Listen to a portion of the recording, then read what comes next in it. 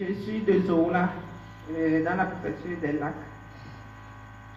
Ça fait très longtemps, depuis le temps d'enfance, je faisais des rêves. Je pouvais dire que ce sont des songes, ce ne sont pas des rêves. Parce que après ces rêves, j'ai des blessures, des manifestations physiques. Et je mettais tout cela en prière. Quand je vais voir les hommes de Dieu pour me mettre en prière et m'aider, des fois certains me regardent et me disent, vous n'avez rien, prenez ces prières, allez-y. Et à un moment donné, quand je passe même, certains que je ne connaisse pas, ils me disent, madame, quand vous passez, c'est comme s'il y a quelqu'un qui vous suit. Je lui dis, ah bon? Et puis moi-même, je sentais la présence de quelqu'un derrière moi. Good news. Jesus Christ is alive. Chère sœur, s'il vous plaît, vous avez parlé de rêves que vous faisiez par le passé, s'il vous plaît. C'est quel genre de rêve? C'est toujours les mêmes rêves. C'est-à-dire, vous voyez quoi dans vos rêves? Je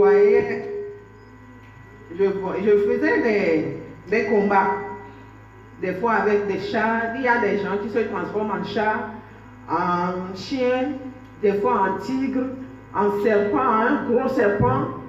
Et souvent, c'est toujours la même chose. Donc, et aussi, vous voulez parler des attaques spirituelles, c'est ça? Voilà. Oui, allez-y. Et aussi, j'ai des maris de nuit. Je sens que j'ai des relations sexuelles. Dans votre sommeil? Voilà. C'est-à-dire, vous vous réveillez le lendemain, vous vous voyez mouillé? Non, je ne me vois pas mouillé, mais... Bon, vous aviez des relations intimes avec un homme dans le sommeil? Dans le sommeil. Et par après, je suis allée voir quelqu'un pour m'aider. Et il m'a vu dire, madame, quand je vous vois venir, on a posé une siège sur votre tête. Et dans cette siège est assis un crocodile. Et derrière, il y a un gros serpent. Donc nous allons mettre tout ça en prière. Je continuais toujours la prière. Et je disais ça à un frère qui est dans notre maison, de m'aider à prier et à enlever tout ça. Et de plus, tout ce que je fais, ça ne marche plus. Toutes mes activités sont gâtées. Mon commerce, même maintenant, je ne fais plus rien. Je suis à la maison parce que j'ai dû fermer ma boutique à cause de tout ça. Quand je vais à la boutique, il n'y a personne qui vient acheter. Rien ne marche. Mes enfants tombent malades. À la maison, je suis seule à faire face aux dépenses. Parce que le monsieur avec qui je suis, toutes ces activités ne fonctionnent plus. Et le frère venait prier avec moi. Les 3 jours de prière que vous aviez lancés avant la ligne de prière, il est venu m'avertir qu'il va en prière et je lui ai dit d'attendre que je vais aller. Et on était venu à la prière. C'est ma première fois de venir dans cette église. Et excusez-moi, vous parlez de quel monsieur, quel frère? Le partenaire s'efface. Il est membre de votre église ici. Donc après, il m'a encore dit qu'il y a ligne de prière, qu'il a oublié. Bon. Et je me suis dit, même que je sois inscrite ou pas, moi je vais venir. Que le Seigneur, il voit tout.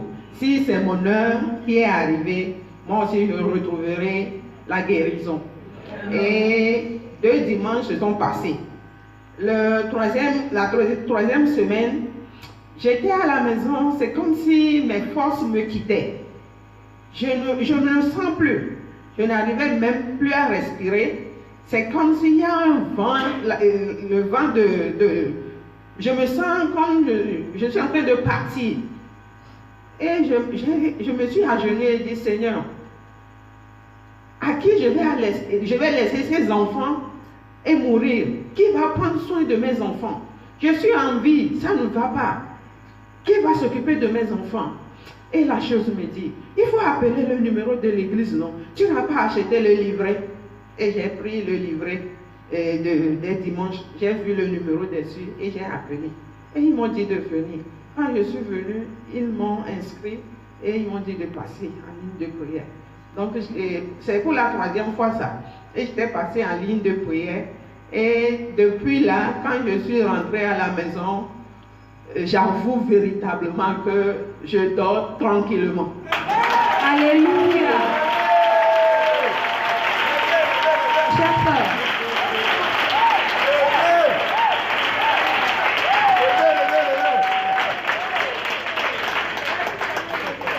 chère sœur, Oui. oui, s'il vous plaît, vous aviez parlé également d'un stick à oin. Oui, c'est le frère qui me l'a offert. Oui, en ce temps, qu'est-ce qui se passait dans votre vie? Vous étiez malade? Qu'est-ce que vous aviez Non, ce utilisé? sont toujours les attaques. Tellement que c'est comme si je suis une malade. Je ne me retrouvais même pas. Parce que les finances, ça ne va pas. Les enfants sont là. Il y a le loyer à payer, la scolarité des enfants, le manger même, ça devient très difficile.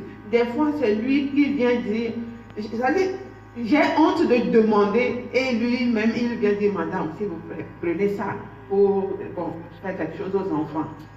Et je dis, ah, Seigneur, toi-même, tu envoies des anges sur le chemin.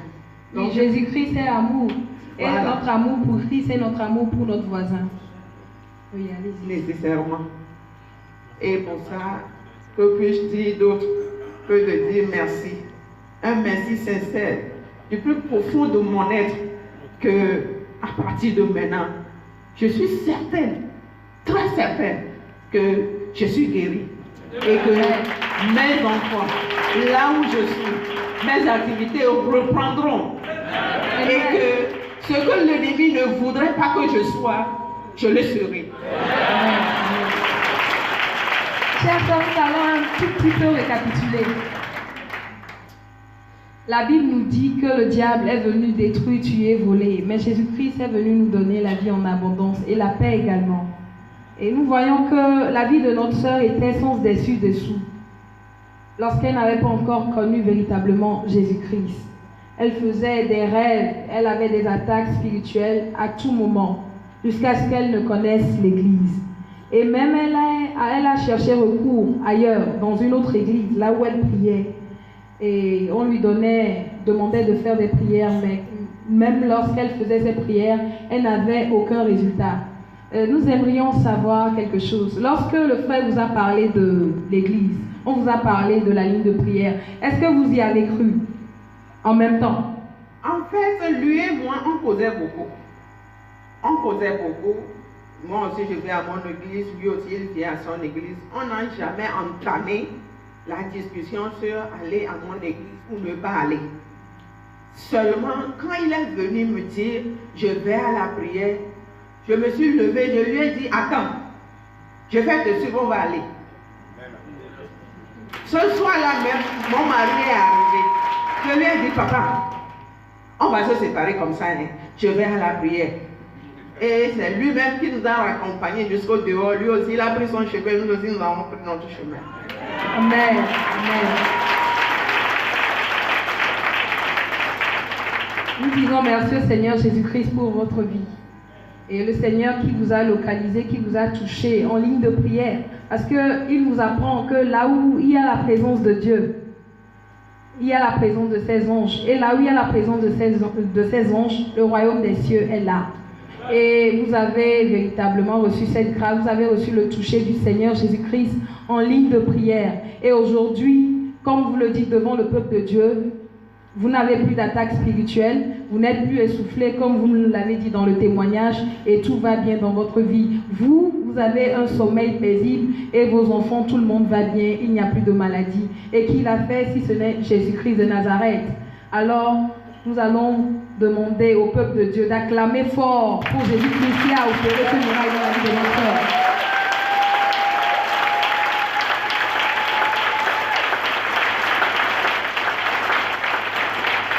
Chère sœur, depuis quand avez-vous ces attaques, ces genres de rêves? Ces genres de rêves, pour le minimum, je vais dire 30 ans. 30 années. Parce que j'ai 44 ans. C'est-à-dire que ces rêves ont commencé depuis que vous aviez 14 ans. C'est-à-dire même avant. Parce qu'avant, je faisais les rêves, mais comme je ne suis pas mature, je ne comprenais rien. Des fois, quand je me réveille, je disais que j'ai vu ceci, on me dit que toi, tu as vu ça, ou dégage. Et même il y a un frère qui m'a grondé. Est-ce que cela on vous apprend? À chaque fois que vous dormez, vous vous réveillez, vous dites que vous avez vu ça. Ça, ce sont des paresseux, ça. Oui, ce qui est spirituel est plus réel que ce qui est physique. Et la Bible nous dit que véritablement c'est l'ignorance qui nous tue. On peut périr faute de connaissance. Et depuis 30 années, vous avez vécu cela. Et en un jour, Jésus-Christ a accompli le miracle dans votre vie. Et après ce que Dieu a fait pour vous, quel conseil avez-vous à donner à un nouveau venu ou à quelqu'un qui se trouve dans la même situation que vous? Qu'avez-vous à lui dire? Ce que Jésus-Christ a fait pour vous, qu'est-ce que vous avez dans le cœur pour celui-là, qui est désespéré peut-être, ou qui a peut-être les mêmes rêves, qui fait les mêmes rêves la nuit? À cette personne, je vais dire de garder la foi. Comme cette dame qui était malade, sur qui le sang coulait pendant 12 ans. Et quand Jésus-Christ passait, elle a eu la foi. Et elle s'est dit en elle, si je touche les vêtements de notre Seigneur Jésus-Christ, je serai guéri. Je demande à qui que ce soit dans ce temps de s'accrocher à Dieu. De toujours s'accrocher à Dieu. Malgré que le vent soit fort, de toujours s'accrocher. Parce qu'avec lui, on a la paix. On a la joie. Amen. On a tout. Amen. Croire, c'est posséder. Et l'église clinique Emmanuel, Temple du Saint-Esprit, est vraiment une bénédiction pour le Togo. Parce que vous aviez traversé cette situation pendant 30 années. Et vous n'avez pas trouvé de solution. Vous avez été dans une autre église, mais vous n'avez pas eu de recours, vous n'avez pas eu de solution. Mais ce n'est qu'à l'église clinique Emmanuel, Temple du Saint-Esprit, que le Seigneur Jésus-Christ vous a touché en son temps. Alors, nous disons merci au Seigneur Jésus-Christ qui a fait ce miracle dans votre vie.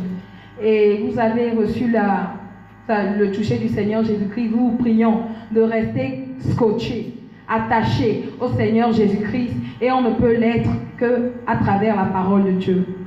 Amen.